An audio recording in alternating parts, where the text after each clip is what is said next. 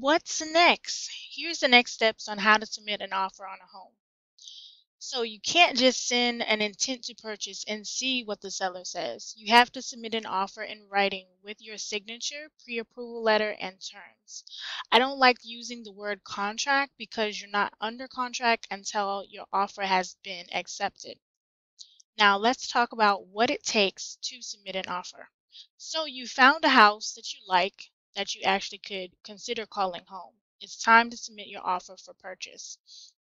I will have a general idea of what the home prices are in the area. So, during our home tour, I can kind of give you an idea. But I also want to actually use to be able to back up, um, let's say, my hypothesis or facts with data from the actual MLS and previous sales from the tax records. So I'll create a report of the most recent sales for the past 6 months in the area and offer my recommendations on what I feel would be a good offer based on what recent sales activity are, what are sellers actually paying closing costs for buyers, and then you will take that information and then give me what you feel that you would want to offer. So I'll need an updated approval letter. So I'll actually get that on your behalf from your lender. So I'll need their information from you. What I need from you is how much you're willing to pay for the house, how much your earnest money deposit is going to be, items that you want to stay or be removed from the home. So say for instance, okay, if it's a washer and dryer, as we see in the picture here, if it's not one, we can't ask for one. If it's not there, it's not there. But if you want it to remain there, we have to state that. If there's a wall mount that you want to be taken down, we have to say you want the wall mount taken down and what's going to happen to that wall because it's going to be a whole lot of holes. We have to clearly state that in the beginning of the contract so there's no confusion. So next, when do you want to close on the home?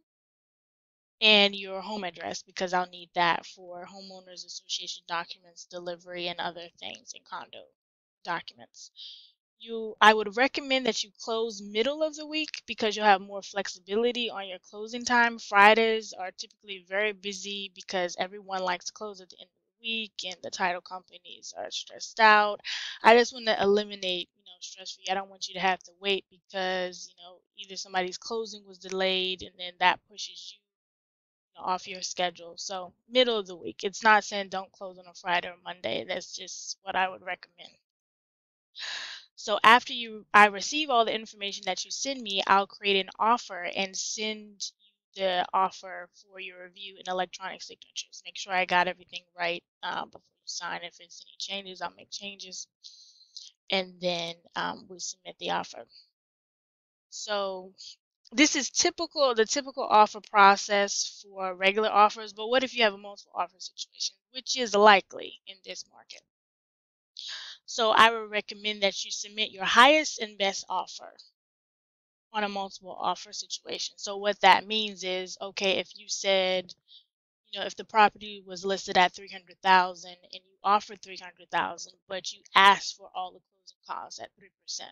So if you can actually, based on the market, if it can support it. So if the offer could be 305 and then you maybe offered a little bit less for closing costs, you can do that. Well, we can talk about that. So next, to win a multiple offer situation, I would say offer a higher earnest money deposit amount, close on the home sooner, and ask for lower or no closing costs from the seller because the seller cares about the bottom line and how quickly it can be done. So that's what that is.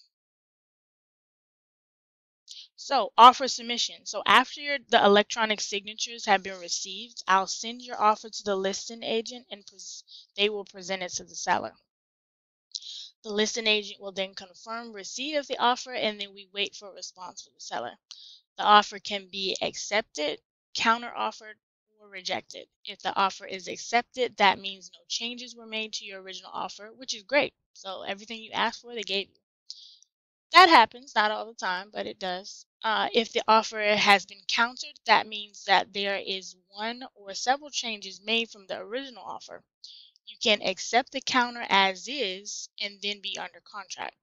So that means you're fine with what they sent you, you're fine with that, you accept it, and you make the initials on the items that they made changes to.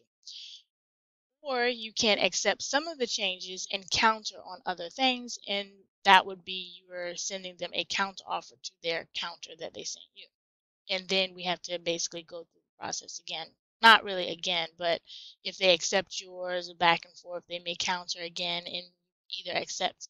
And sometimes what I actually advise my clients to do is to say this is your final and best counter, meaning that we're not going to keep going back and forth. So this is it. We're not going to go back and forth 4 or 5 times.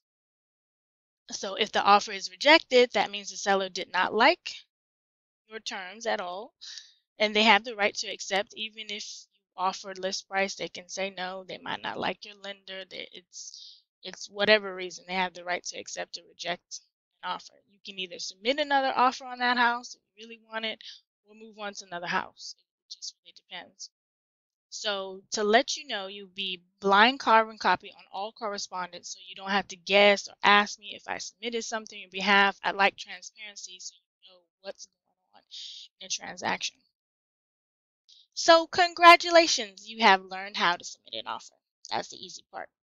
So when your offer has been accepted in all the terms by all parties, by you and the seller, you will be what's called ratified, and the countdown to owning a home starts from that date. That's a very important date.